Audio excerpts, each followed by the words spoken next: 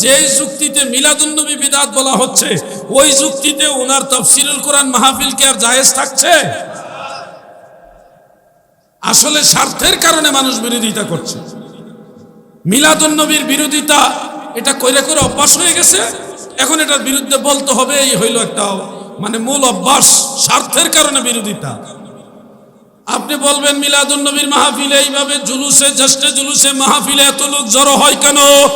সাহাবীদের যুগে এই জামানায় বা সাহাবীদের জামানায় এই ধরনের সিস্টেম ছিল না বেদাত। তাহলে টঙ্গীর ইজতেমায় এইভাবে হাজার হাজার লক্ষ লক্ষ মানুষ জড়ো হয় কেন?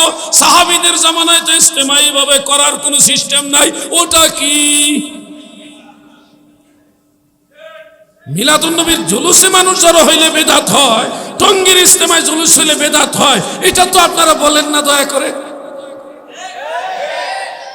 আসলে কোনোটাই বিদআত বা নাজায়েজ না, এটা হলো স্বার্থের বাড়াবাড়ি, স্বার্থের বাড়াবাড়ি।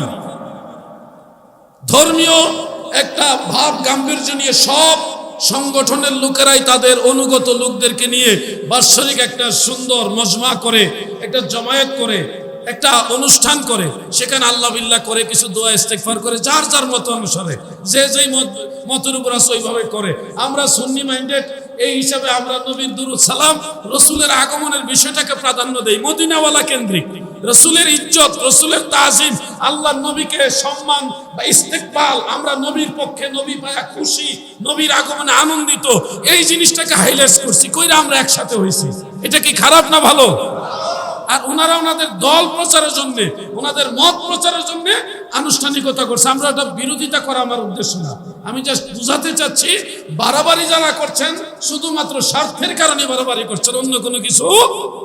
আহলে হাদিস যারা আছে তারাও তো সম্মেলন করে, রাজশাহীতে করে না ভাই? তো ওটা কোন দলিলে জায়েজ? ওটা যেই দলিলে জায়েজ, এই দলিলে মিলাদুন্নবীর মাহফিলও অযথাই বাড়াবাড়ি করা হচ্ছে। মানে মুসলমানে দাঙ্গা লাগায় রাখা, মুসলমানে মারামারি লাগায় রাখা, পাগলামির একটা সীমা থাকা উচিত। এই বছর তো মিলাদুন্নবীর আগমনী বার্তা দিয়েছেন শেখ আব্দুর রহমান সুদাইসি এবং হেরাম শরীফের পতাকা লাগাই, আপনারা নিশ্চয়ই এটা ফেসবুকে পাইছেন না? উনি পহেলা রবিউল আউয়াল শরীফে এই যে মিলাদুন্নবীর যে আগমনী বার্তা, একটা শুভেচ্ছা বক্তব্য উনি দিয়েছেন, আব্দুর রহমান সুদাইসি তিনি দিয়েছেন। এই জন্য বলবো, কতদিন মানুষকে আর ভুল বুঝাবেন?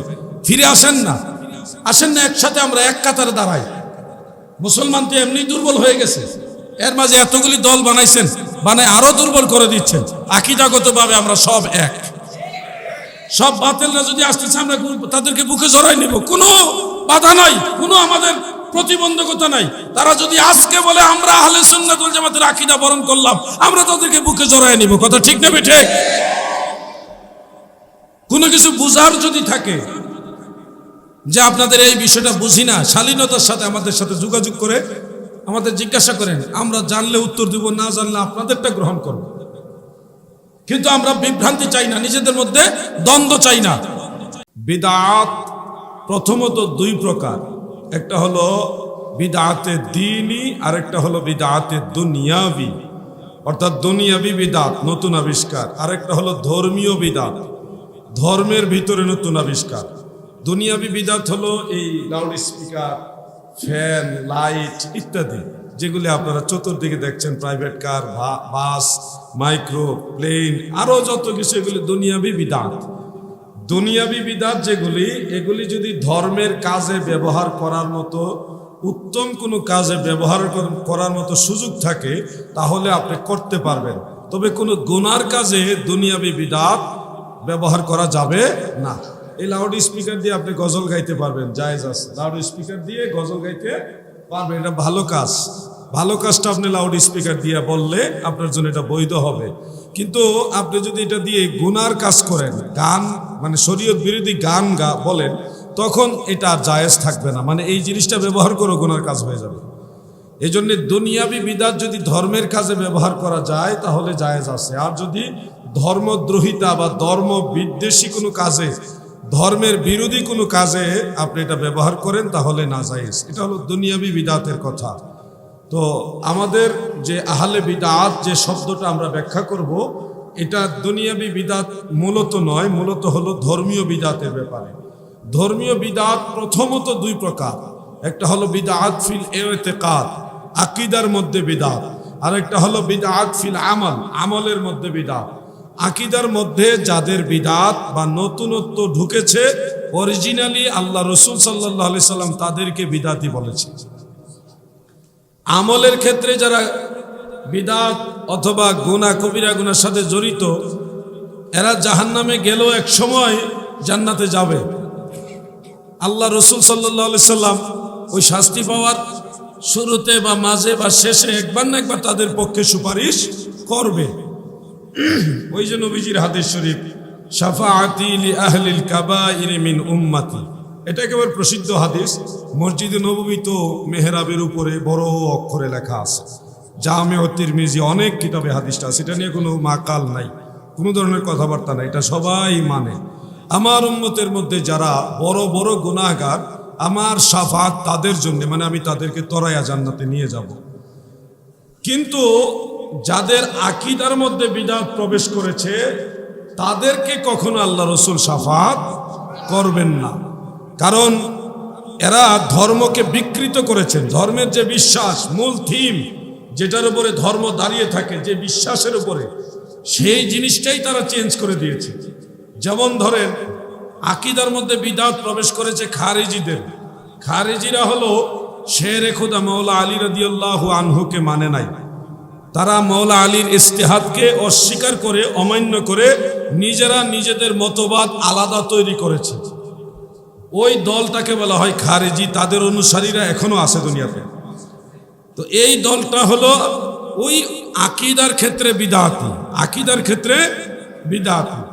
এরপরে আসছে রাফিজি, তারাও সাহাবীদেরকে অমান্য করেছে, সাহাবীদের গালাগালি করেছে, সাহাবীদেরকে অসম্মান করেছে, করে তারা নিজেরা আলাদা একটা মতবাদ তৈরি করেছে। এটাকে বলা হয় রাফিজি, মানে শিয়া। এই শিয়া দলটাকেও বলা হয় আহলে বিদআত, মানে বিদআতি। এরা আকীদার মধ্যে নতুন কিছু প্রবেশ করিয়েছে। আল্লাহর নবী বলেছে, মা আনা আলাইহি ওয়া আসহাবি, যারা আমাকে এবং আমার সাহাবীদের অনুসরণ করবে তারা জান্নাতে যাবে। সুবহানাল্লাহ বলেন। অতএব আপনাদের খেয়াল রাখতে হবে, সাহাবীদেরকে অনুসরণ করতে হবে, সাহাবীদের সমালোচনা করা যাবে না। সাহাবীদের সমালোচনা যারা করবে তারা জান্নাতি হবে না, বরং আল্লাহ রসুলের পরে সাহাবীদেরকে যারা অনুসরণ করবে তারা হবে জান্নাতি। কথাটা বুঝতে পারছেন?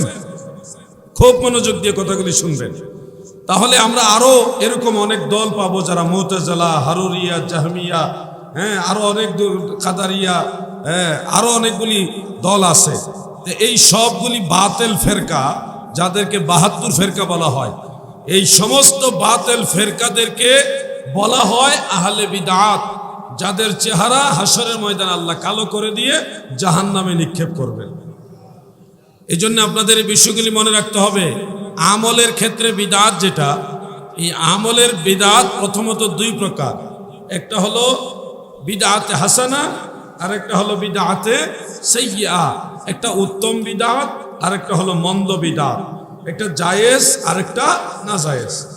আপনারা খেয়াল করবেন, যুবক ভাইরা বিশেষ করে আপনারা খেয়াল করবেন, বিদআত বললেই আমরা মনে করি এটা নাজায়েজ কাজ, এটা করা ঠিক নয়, এরকম মনে করি। আসলে সব বিদআত নাজায়েজ নয়। এই মসজিদে এই যে এটা দেখছেন, এটার নাম হলো মেহরাব। এটার নাম কি? মেহরাব। মেহরাব কিন্তু বিদআতের অন্তর্ভুক্ত। রসুলের জমানায় মেহরাব ছিল না, পরবর্তীতে আবিষ্কার হয়েছে। তাহলে আপনারা বলেন, যারা বিদআত বিদআত বলে বড় বড় চিৎকার মারে, তাদের মসজিদের মধ্যে মেহরাব আছে না নাই? তারা কি মেহরাব ভাঙছে? তো তারা কি দলিল দেখাইতে পারবে যে রসুলের জমানায় মেহরাব আছে? পারলে আমাদের দেখান না, দেখান না যে আল্লাহ রসুলের জামানায় এরকম মেহরাব ছিল, দেখান, আমরা দেখি। তার মানে বোঝা গেছে যে উত্তম বিদআত তারাও আমল করে। যারা মিলাদুন নবীকে বিদআত বলতে চাচ্ছে, যে রসুলের জামানায় এইভাবে মিলাদ শরীফ ছিল না, এটা বিদআত। রসুলের জামানায় মেহরাবও এইভাবে ছিল না, এটাও তো বিদআত। এটা ভাঙছেন না কেন? আসলে তাদের বিদআত এটা কোনো ইস্যু, এটা একটা ইস্যু মাত্র। এটা বিরোধিতা, অরিজিনালি বিদআতের বিরোধিতা তাদের উদ্দেশ্য না। উদ্দেশ্য হলো মিলাদুন নবীর বিরোধিতা করা। খুব মনোযোগ। মসজিদে অনেক মসজিদে থাকে মিনার, মসজিদে নববী তো আছে মদিনায়, আপনারা যারা গিয়েছেন নিশ্চয়ই দেখেছেন মসজিদে নববীতে মিনার আছে, কাবা ঘরের চতুর্দিকে বড় বড় মিনার আছে, বিশাল বড় বড় মিনার, আরো নতুন নতুন কিছু মিনার বানাচ্ছে, আমি দেখে আসছি। তো সেই মিনারগুলো কিন্তু বাদশাহ হিশাম বিন আব্দুল মালিকের জমানায় আবিষ্কার করা হয়েছে, বানানো হয়েছে। এর পূর্বে এই ধরনের মিনার ছিল না, রসুলের জামানায়ও মিনার ছিল না, সাহাবীদের জামানায়ও মিনার ছিল না। ওই বাদশাহ হিশাম বিন আব্দুল মালিকের জামানায় গিয়ে মিনার আবিষ্কার হলো। তো এখন যারা বিদআত বললেই মনে করেন যে এটা করা উচিত না, তাদের মসজিদে, অনেকের মসজিদে মিনার আছে, বা মদিনা শরীফ আছে, আরব দেশের অনেক মসজিদে মিনার আছে, আমি নিজে দেখছি, আপনারাও অনেকে দেখে আসছেন। তো এই মিনারের বিরুদ্ধে তারা কখনো ফতোয়া দেয় না। তারা এখান থেকে বোঝা গেল তারাও অনেক ভালো বিদআত আমল করে বা এটা সমর্থন করে। কোরআন শরীফের মধ্যে জের, জবর, পেশ, জজম, তাসদীদ আছে না? কথা বলেন আছে কিনা ভাইজান? এই যে জের, জবর, পেশ, জজম নবী করিম সাল্লাল্লাহু আলাইহি সাল্লামের জামানায় ছিল না, সাহাবীদের জামানায়ও ছিল না। বাদশাহ হাজ্জাজ বিন ইউসুফের জামানায় গিয়ে কোরআন শরীফে জের, জবর, পেশ, জজম, তাসদীদ এগুলি যোগ করা হয়েছে, তাও একসাথে না, দুই দফায়। প্রথমে জের, জবর, পেশ এই তিনটা যোগ করা হয়েছে, এরপরে তাসদীদ, জজম যোগ করা হয়েছে আরো পরে, তাসদীদ এবং জজম যোগ করা হয়েছে আরো পরে। তো এটাও কিন্তু নিঃসন্দেহে বিদআতের অন্তর্ভুক্ত।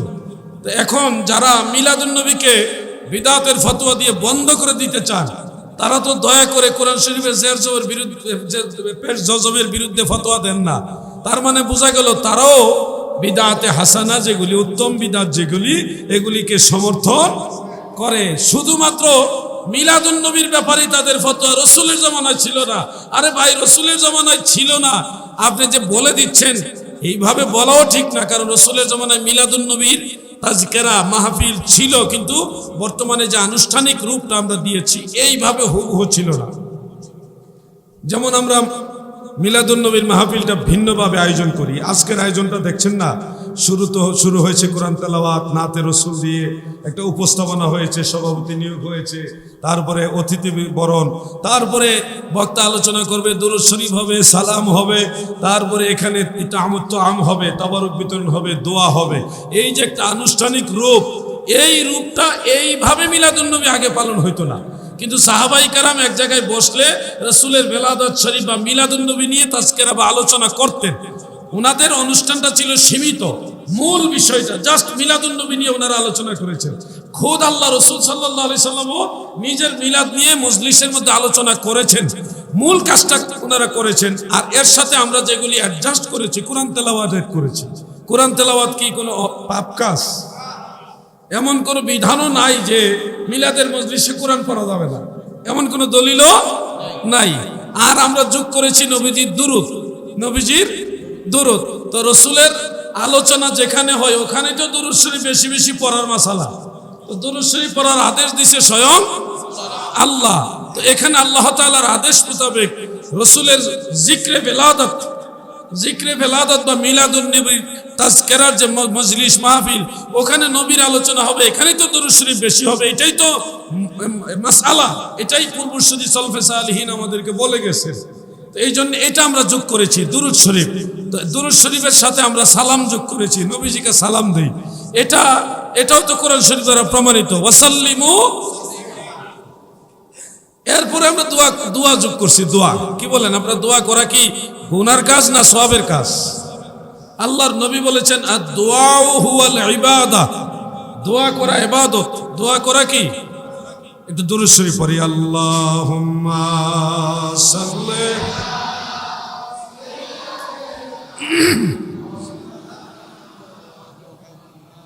ওয়া আলা আলি সাইয়্যিদিনা।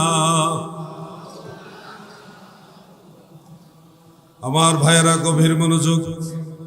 দোয়া হলো ইবাদত, আল্লাহর নবীর ভাষায় হলো দোয়া করা ইবাদত। আর দোয়া মুখুল ইবাদত, দোয়া হলো ইবাদতের মগজ।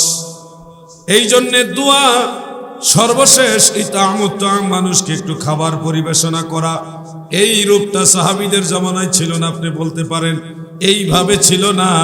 এই জন্য আপনারা বলেন প্রচলিত মিলাদ বেদাত, প্রচলিত মিলাদ বিদাত। আচ্ছা যুবকবারে খেয়াল করেন, আপনারা সবাই বিচক্ষণ, জ্ঞানী, ম্যাচুরিড পারসন, আপনারা যারা আছেন দয়া করে আমাকে বলেন তাফসীরে কোরআন যে মাহফিলগুলি কোরআন তেলাওয়াত দিয়ে শুরু হয়, নাতে রসুল তারাও বলে, হামদে বারি তাআলা বলে, তারপরে তারাও সভাপতি নিয়োগ করে, সেখানে কোরআনের একটা আয়াত দুইটা আয়াত বা একটা সূরা দুইটা সূরা দিয়ে তারা আলোচনা করে, তাফসীরের আলোকে করে, তারাও মাঝে মধ্যে দুরূদ শরীফ পড়ে কিনা ভাই? পরে শেষে তারা দোয়াও করে, হয়তো দাঁড়ায় নবীজিকে সালাম দেয় না, কিন্তু দোয়া করে, দুরূদ শরীফও পড়ে। আবার অনেক সময় তারা তবরক দেয়, অনেক সময় দেয় না। তো এই যে প্রেক্ষাপটটা তাফসীরুল কোরআন মাহফিলের, এই যে কাইফিয়তটা, এই সিস্টেমটা, এটাও তো সাহাবীদের জামানায়